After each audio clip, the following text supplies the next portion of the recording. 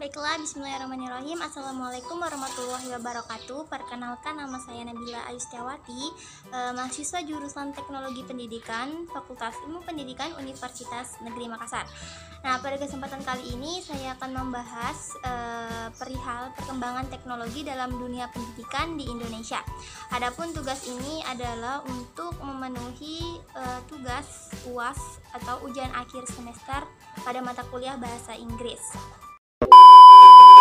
Perkembangan teknologi. Perkembangan internet dalam dunia pendidikan telah menghasilkan sebuah sistem pembelajaran jarak jauh.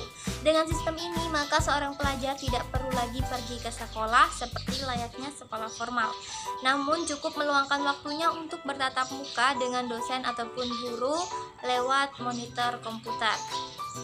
Demikian juga pelajar tidak hanya memperoleh informasi tentang pengetahuan melalui buku perpustakaan, bahkan harus pergi ke perpustakaan untuk memperoleh pengetahuan, namun cukup ada di depan monitor. Pengetahuan yang akan dicari sudah tersedia.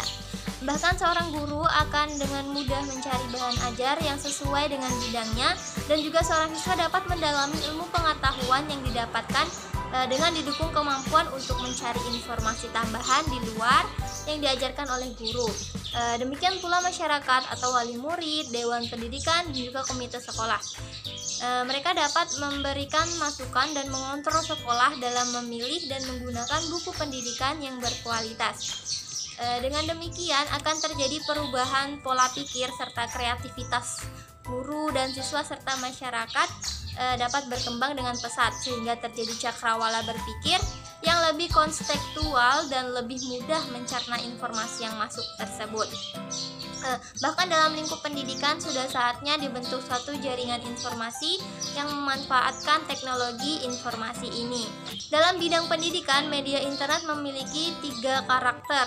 Yang pertama sebagai media interpersonal dan juga sebagai media massa yang memungkinkan terjadinya komunikasi one to one maupun one to many.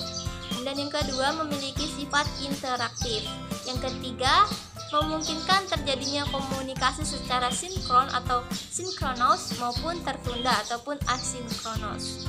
Menurut Jonathan L. Parapak, Chairman Across Asia Multimedia Indonesia, mengatakan ada 7 manfaat penggunaan teknologi dalam pembelajaran, yakni antara lain: yang pertama, mempermudah akses iptek terkini secara global kekinian.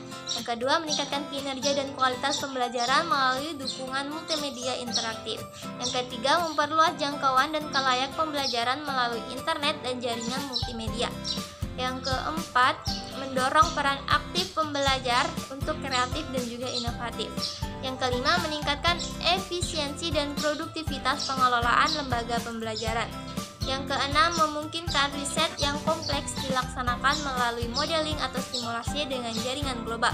Kemudian yang terakhir, mempermudah sinergi, integrasi, dan jejaring antar ilmu dan lembaga. Dalam dunia pendidikan, terutama sekolah, perlu diadakannya rekondisi terhadap minat akan informasi, sehingga tingkat kebutuhan akan informasi bagi guru maupun siswa akan berkembang dengan pesat. Dengan demikian, minat terhadap pemanfaatan teknologi informasi juga akan meningkat, sehingga akan membuka cakrawala berpikir dan beranalisis yang lebih baik berdasar data dan informasi yang diperoleh dengan mudah, cepat, valid, dan juga murah. Semoga ke depan secara pelan-pelan namun pasti sekolah-sekolah di Indonesia makin banyak menyadari bahwa produk yang bernama jaringan informasi internet sangatlah membantu kemajuan semua pihak di sekolah, baik guru, komponen pendidikan, bahkan siswa pada umumnya. Distance learning.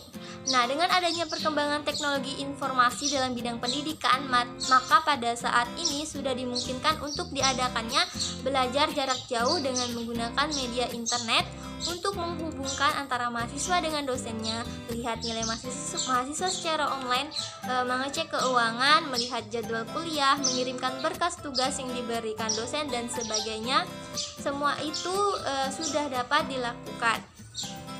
Faktor utama dalam distance learning yang selama ini dianggap masalah adalah tidak adanya interaksi antara dosen dan juga mahasiswanya. Namun demikian, dengan media internet sangat dimungkinkan untuk melakukan interaksi antara dosen dan mahasiswa dengan baik dalam bentuk real time atau waktu nyata atau tidak. Dalam bentuk real time dapat dilakukan misalnya dalam suatu chat room, interaksi langsung dengan real audio atau real video, dan online meeting. Yang tidak real time bisa dilakukan dengan mailing list, discussion group, news group, dan bulletin board. Dengan cara di atas, interaksi dosen dan mahasiswa di kelas mungkin akan tergantikan walaupun tidak 100%. Bentuk-bentuk materi, ujian, kuis, dan cara pendidikan lainnya juga dapat diimplementasikan ke dalam web, seperti mencari materi dosen yang dibuat dalam bentuk presentasi di web dan dapat didownload oleh mahasiswa. Demikian pula dengan ujian dan kuis yang dibuat oleh dosen dapat pula dilakukan dengan cara yang sama. Penyelesaian administrasi juga dapat diselesaikan langsung dalam satu proses registrasi saja, apalagi didukung dengan metode pembayaran online.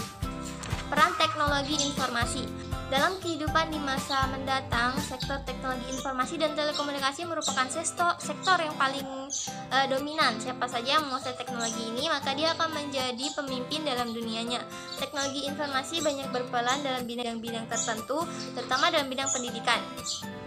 Globalisasi telah memicu kecenderungan pergeseran dalam dunia pendidikan dari pendidikan tatap muka sebagai konvensional ke arah pendidikan yang lebih terbuka. Mukhopadhyay M. tahun 1995. Dengan masuknya pengaruh globalisasi, pendidikan masa mendatang akan lebih bersifat terbuka dan dua arah, beragam, multidisipliner, serta terkait pada produktivitas kerja saat itu juga dan kompetitif. Sekian review dari saya tentang perkembangan teknologi dalam dunia pendidikan di Indonesia. Kurang dan lebihnya mohon dimaafkan. Wabillahi taufiq wal hidayah. Wassalamualaikum warahmatullahi wabarakatuh.